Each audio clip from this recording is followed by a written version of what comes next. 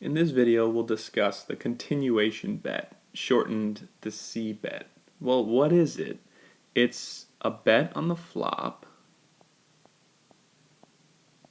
made by who?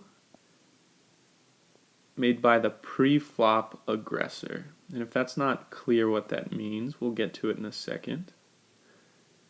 How big is a Cbet? It's traditionally half the pot all the way up to the size of the pot.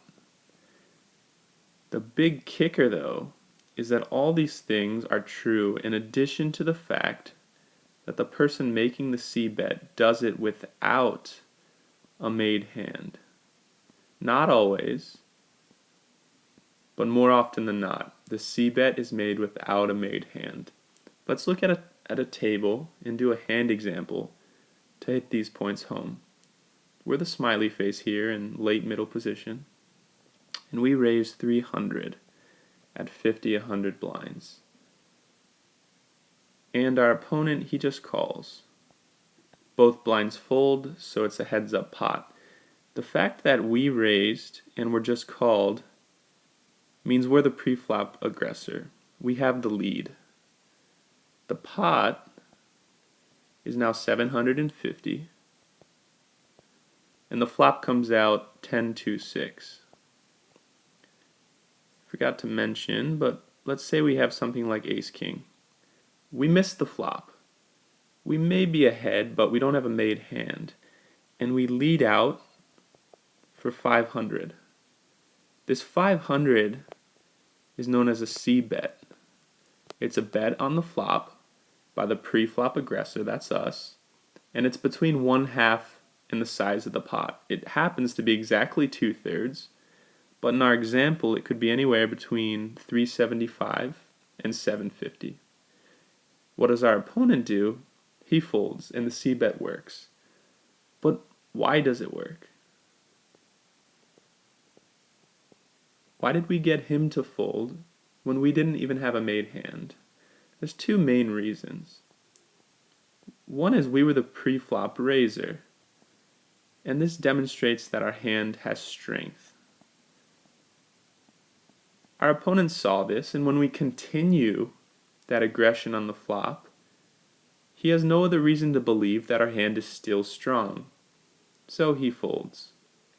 The second reason is our opponent misses the flop often. And because he's facing a bet and he himself usually doesn't have a made hand, he happily folds. Let's make a table and look more closely at the frequency with which our opponent misses and what this means for our bet sizing of the continuation bet and the break-even bet size threshold. So we'll draw a table and we'll compare ourselves against any number of opponents. We'll look at a Cbet against one opponent, two opponents, and three opponents. Now, don't worry how we arrived at this math. Take it as a given, but when you're facing one opponent, he's going to miss the flop, meaning he's not going to make a hand, almost 2/3 of the time, 65%. That means you could actually bet 2 times the pot and break even in your continuation bet.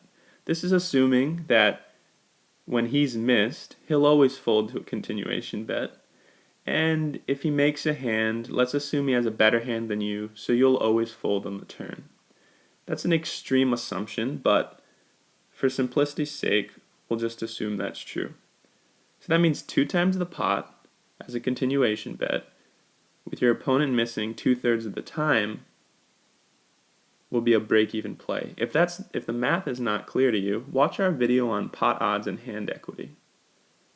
Against two opponents now, the chances that both of them miss the flop goes down to 41%. And this means your break-even continuation bet would be 2/3 of the pot. Against three opponents, only 26% of the time, none of them connect with the flop. A break-even continuation bet here would be 1/3 of the pot. But remember, the recommended size of a C-bet is between half the pot and a pot. And against one opponent, 2 times the pot's a massive bet. It's actually a big bet against anybody. We call it an overbet. So here, a bet between half and the size of the pot will still leave you with plenty of profit. So the continuation bet against one opponent is a very profitable strategy. Against 2, you don't want to bet more than 2/3 of the pot. So we recommend a continuation bet only between half and 2/3 of the pot when facing 2 opponents. But the continuation bet is still a profitable play. Unfortunately, once you're facing 3 opponents, your continuation bet would have to be 1/3 the size of the pot or lower. And this bet is going to be so small, your opponents will think it's suspicious.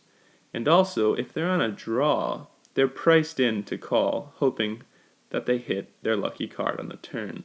Because of this, we don't recommend the continuation bet when facing 3 or more opponents. Unless, of course, your opponents are new to the game or excessively tight.